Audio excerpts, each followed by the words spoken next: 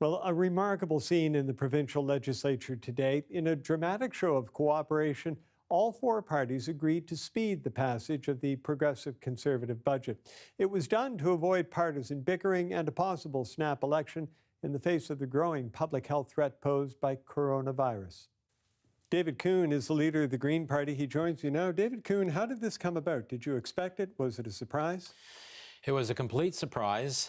As we know, every hour things seem to change quite dramatically, and the leaders of all the opposition parties were approached this morning early to come to a meeting with the Premier and the Clerk of the Executive Council to discuss a proposal around the budget. The Clerk of the Executive Council laid out the needs of the public service to fight the emergency around the coronavirus, to support New Brunswickers.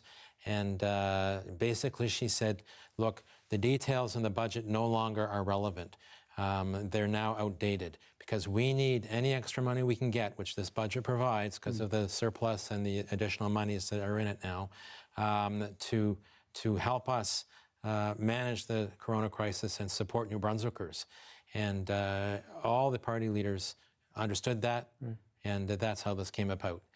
So the details of the budget, it's hard to get your head around, but the details of the budget are not really what the expenditures are going to be like. Money is going to move, and it's already starting to move from areas where we thought it was going to go to health, to social development, to public safety, to ensure that the resources are in place for the public service, all parts of the public service and public health to support New Brunswickers in the face of the corona outbreak. How important do you think seeing this is to New Brunswickers?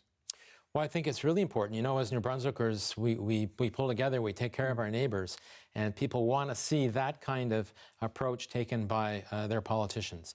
And today, we saw it. That threat of a snap election was never much of a threat because you were going to vote with the government all along. So I said in my speech today in reply to the budget, I would not vote against the budget because I did not want to vote against an increase for people on social assistance.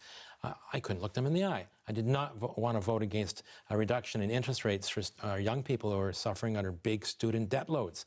And, you know, so how could I, in good conscience, take that position? All right, David Coon, good to talk to you. Thank you for your time. Thanks, Harry. Nice speaking with you. David Coon is the leader of the Green Party.